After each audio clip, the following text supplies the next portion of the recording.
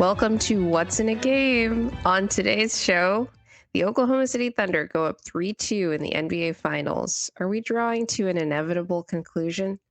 But first, NBA Christmas has come early as the Orlando Magic dropped the first major domino of the NBA offseason. And what is Denver up to in their front office? We'll break it all down. I'm Grace Jean here with my co-host Will Jones. How are you doing today, Will? A bit of good and bad. Thunder look to have control of the finals, but the NBA, while things are looking dire in its direction, there are some little interesting positive tidbits that are going on. And we're not going to talk about KD and Giannis rumors. We'll talk about those things should they happen. But the fact that Giannis is looking to, one, stay in Milwaukee, which I think is hilarious. Or is at least not looking to leave. Yeah. Is better for everyone, because I would love for him to stay there and the Bucks to be irrelevant and not any other super teams in the East. Yeah, and everybody when they leave, they just come west, and that's annoying. Yeah, and KD is not wanting to go to Minnesota, which I find pretty hilarious.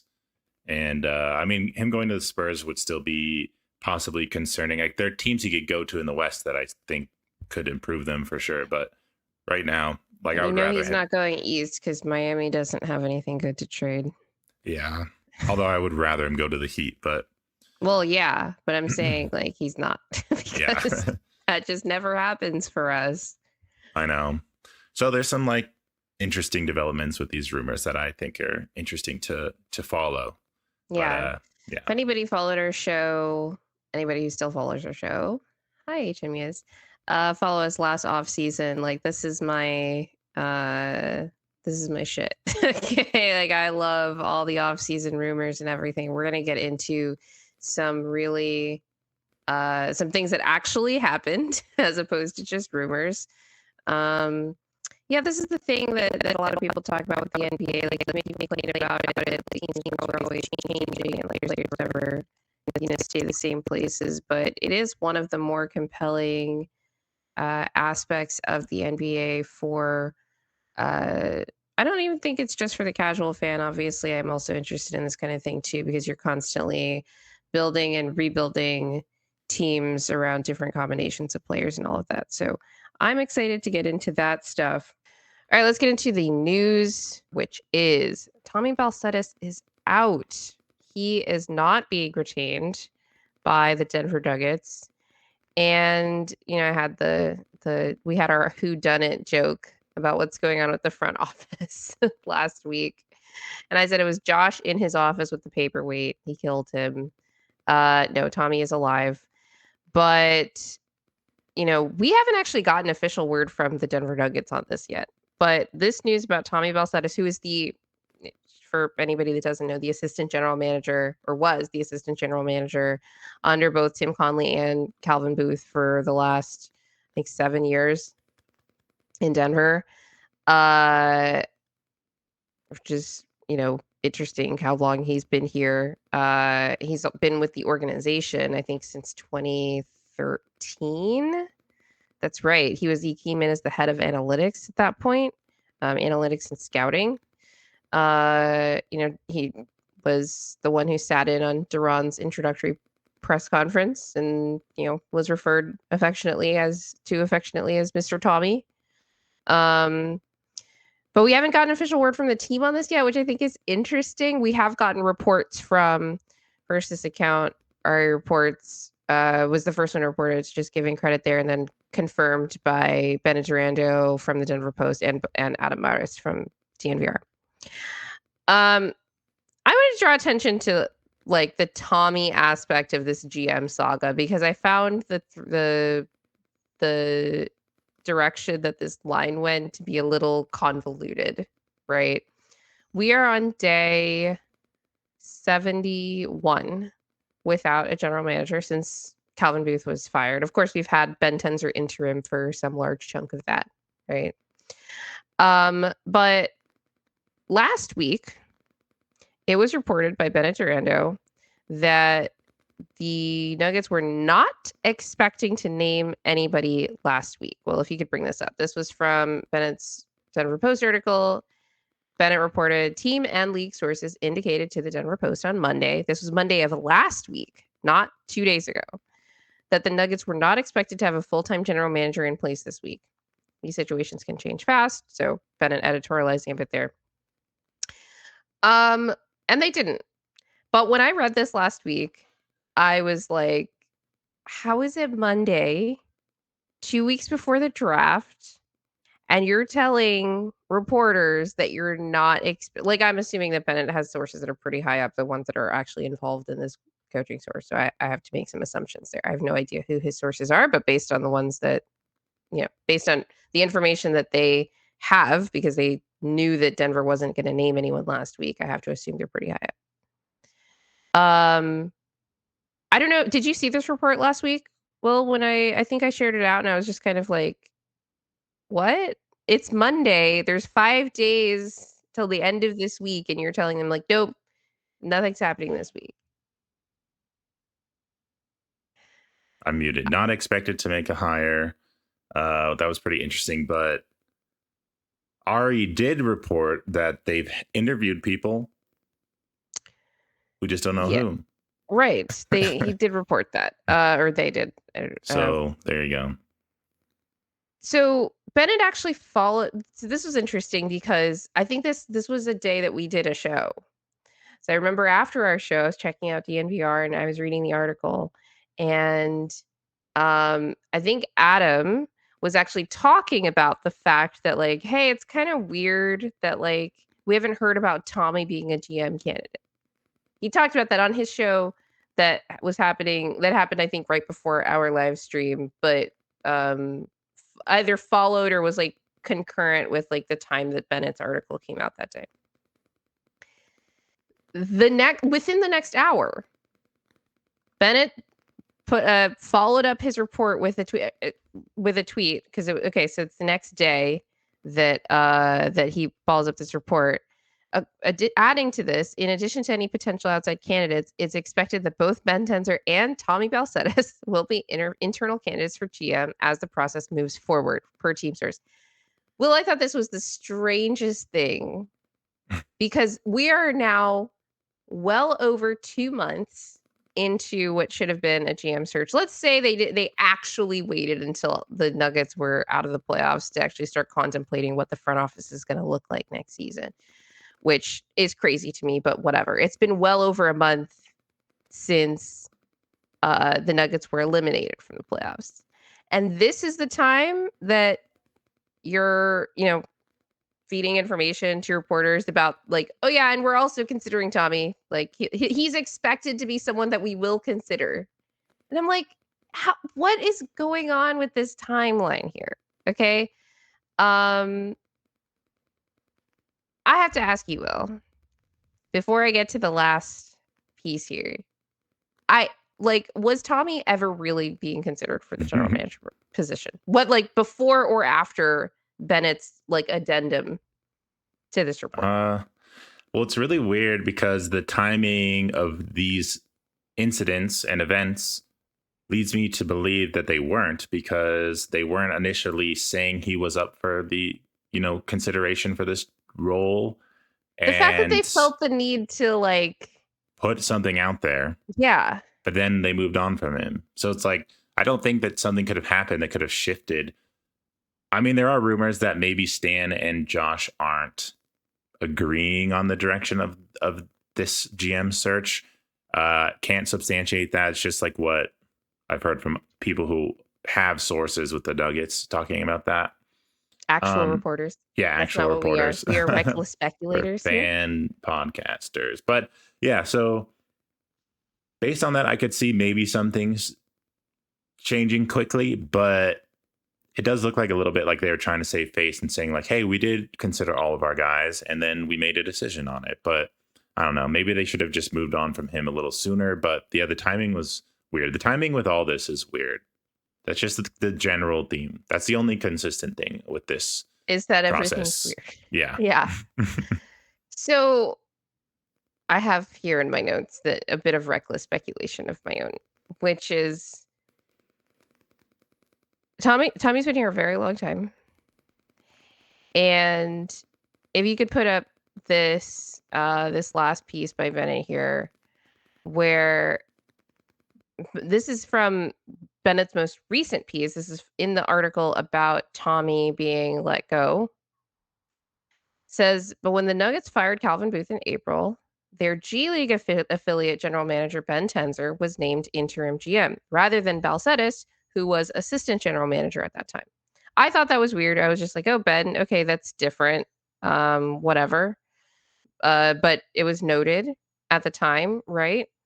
But Bennett goes further here and says that it reveals how the team ownership, which, as lots of media members have felt the need to clarify over the last 2 weeks, is Stan Kroenke,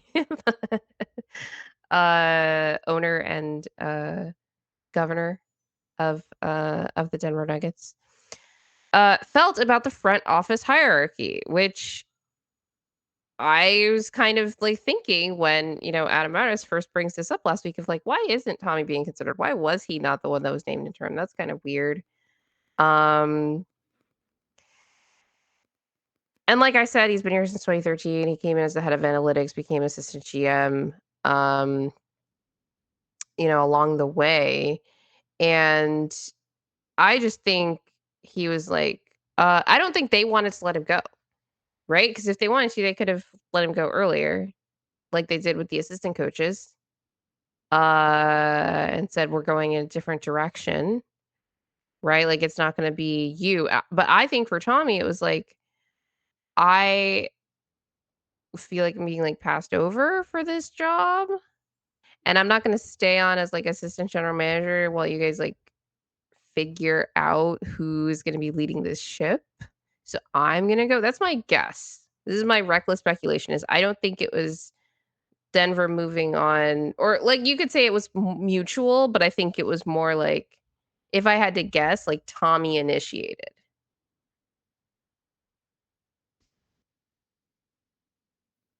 Yes, I think that would be logical because he wasn't hired as the interim GM, so he's already like a step out of the job from that point on. He doesn't really know what direction they're going, as do many people who are observing this Nuggets team. And yeah, I would see him just reading between the lines and seeing there's not much opportunity there for him or growth for him there. And it may be time for him to go to another team where he can like start working his way up and using his skills, because he, a lot of Nuggets fans were bemoaning this move. They liked him as a basketball mind, and he built the analytics department with the Nuggets right now. So some concern there, but hopefully, like I'm just wishing the best for him.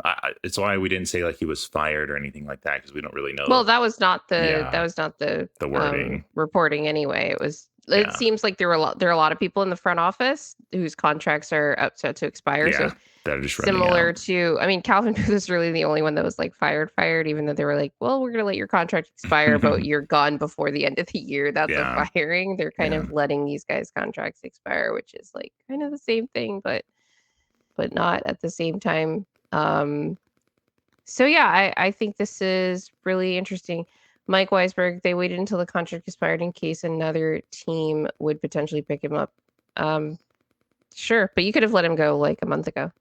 And I have some thoughts on that too. So, I've spent a lot of time the last few shows trying to make the case that the front office itself has become stale. And it's not anything to do with the particular people, but the fact that like it's all the same like milieu of the same, people that have been talking to each other and going about the business of the organization in the same way.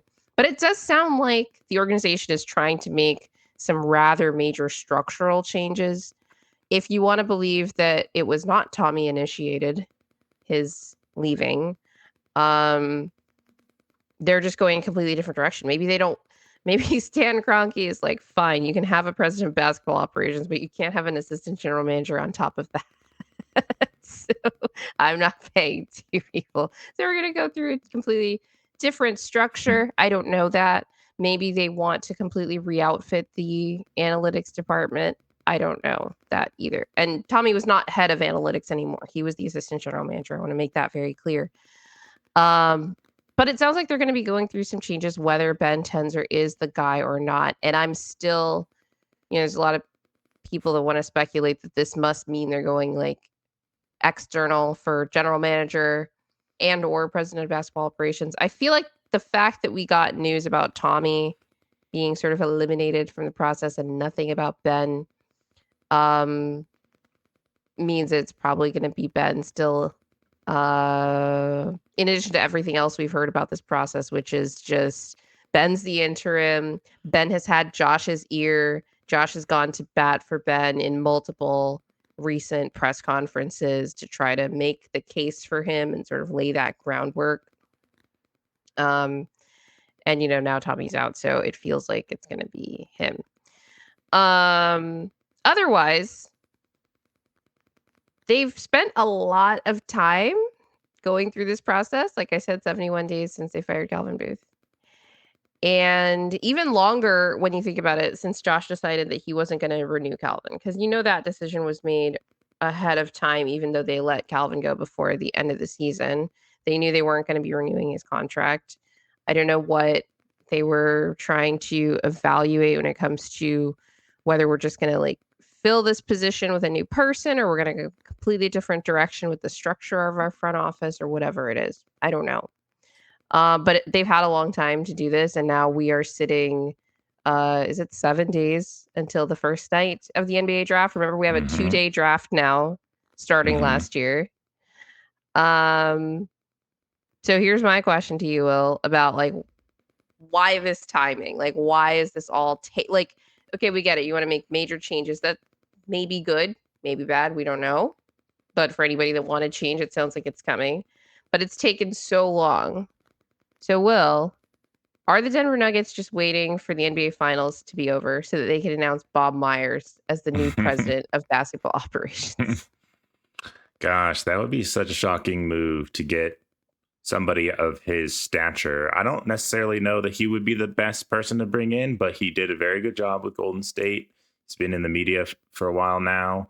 He has the, just like a huge presence to him.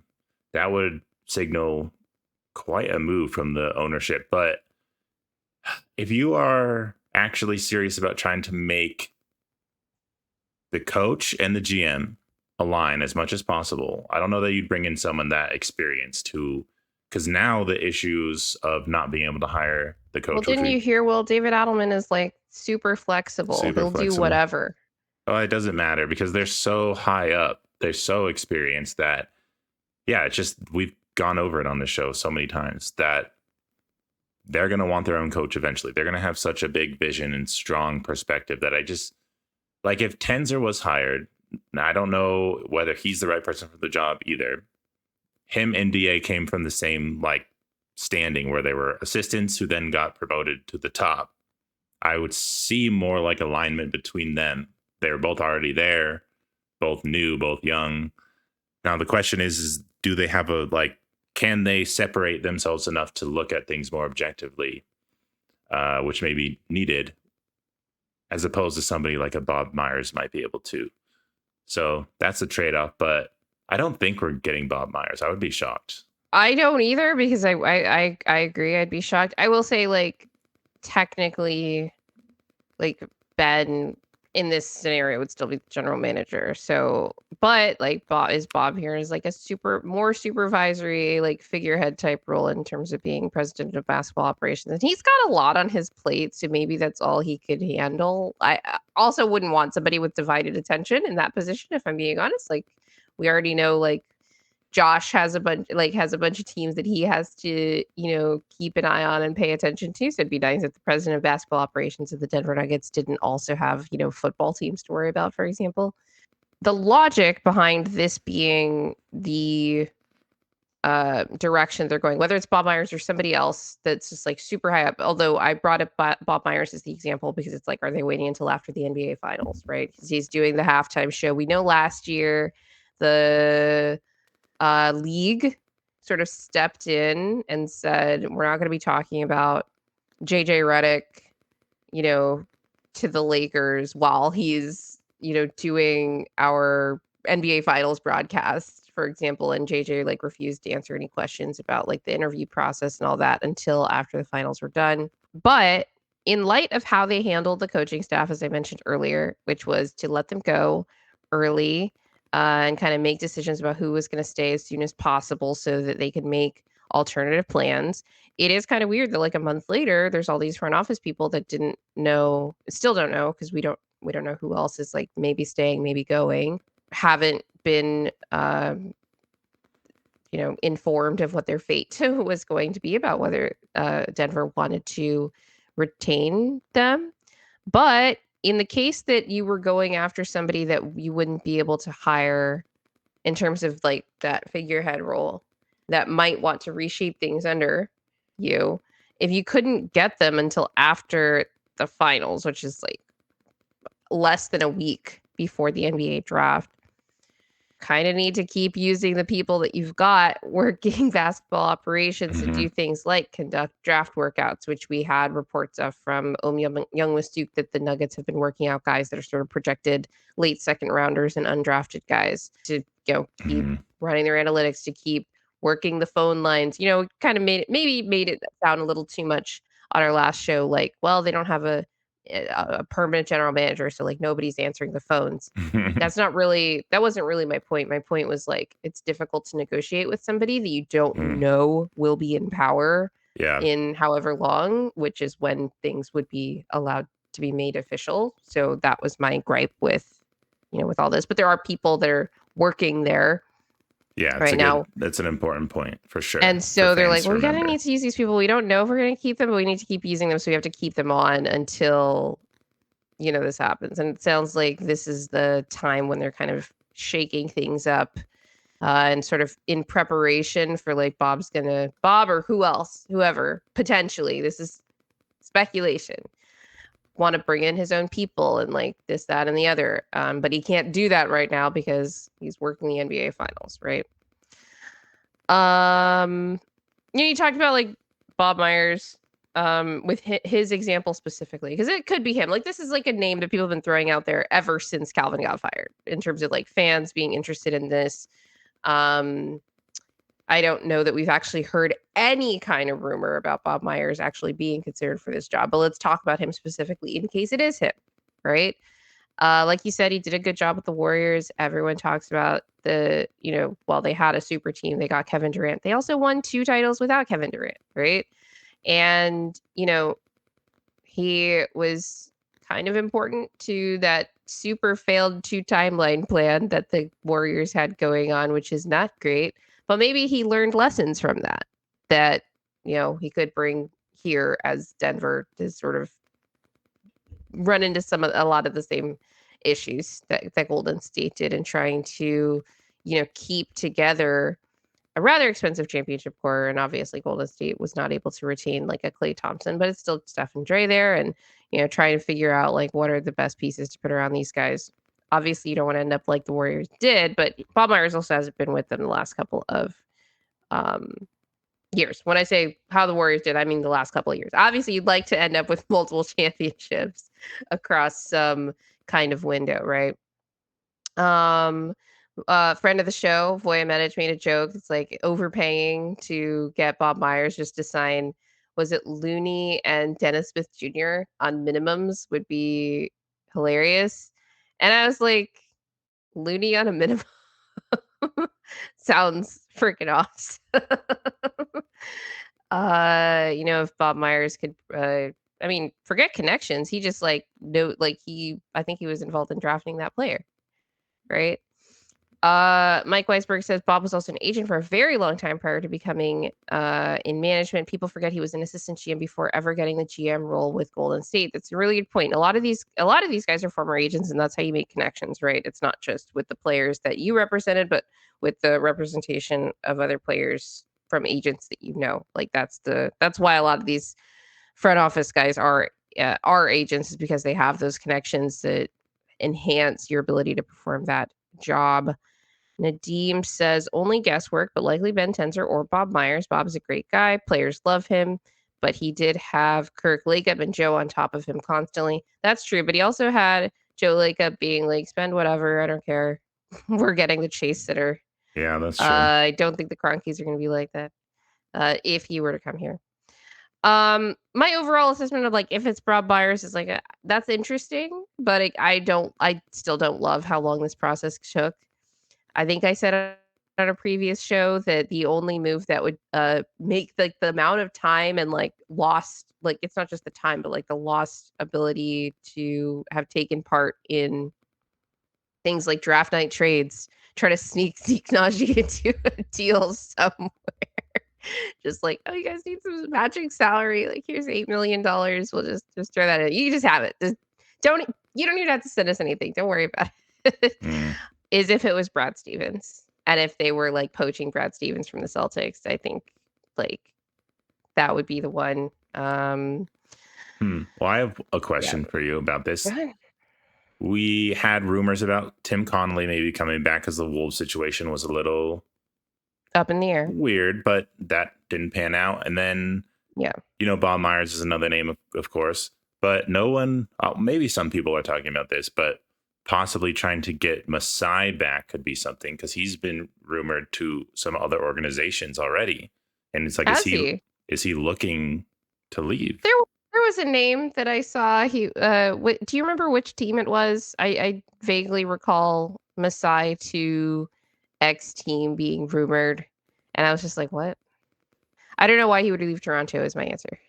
Like, well, he's been there for a while. He got them a championship. I feel like he's been trying to get in trade talks like every time like a KD goes on the market or whoever goes on the market. It's always like, well, the Raptors are maybe a because they take big swings, right? Yeah, or they took a big swing, and so you know that they're an organization that's willing to be that team. Yeah, and I like that, but I feel like they lose out a lot of the time on those big ones, and I'm like, maybe Masai's ready to go be with Jokic and build around him and take some swings. I mean, that'd be interesting. And Stan could be someone who recognizes that, and if they, like Jeff Morton was saying, are more aware of how important this decision is, more than usual for times when they hire a general manager, could they go for someone like him? Very possible. I'm really skeptical because I just don't think they want to pay. Yeah, that's somebody the question always. Yeah, to be general manager. I think Masai is compensated handsomely in Toronto, and very respected there. I think that's why he left, right? They were paying him more. That's why he left in the first place. So I'd be skeptical. Then again, like if they're willing to shell out money for Bob Myers, who knows? Any other thoughts on the Tommy Balcetis news or this whole GM just more saga? Everything that happens leads to more questions, and we just want the answer to the biggest question already, which is what the hell is going on. I think the amount of time it's going to be so annoying when they finally announce the GM and then we just get like a 20-minute press conference when we've had like questions building about this for months. Like I have questions about the process that I'd like to ask Josh, like what the hell is going on? And maybe he'll answer some of those, but then it's like, okay, now we have to actually talk to the GM about like, okay, how do you like, what do you see in this team? Like, what's your approach going to be? This, that, and the other. I don't know. Whether it's Ben or somebody new anyway, and or somebody new, because we might be getting multiple new things going on here. If you like our content, please remember to click the like button and the subscribe button and hit the notification bell so you don't miss any of our content. We'll do some more things in the off season. We'll see what happens there. But we're looking forward to it. And hopefully at some point Denver decides that they want to participate in said off season and have a front office and do all the things. And always remember that winning is fun and losing sucks. And, it doesn't even have to be your basketball team that wins. Go Panthers.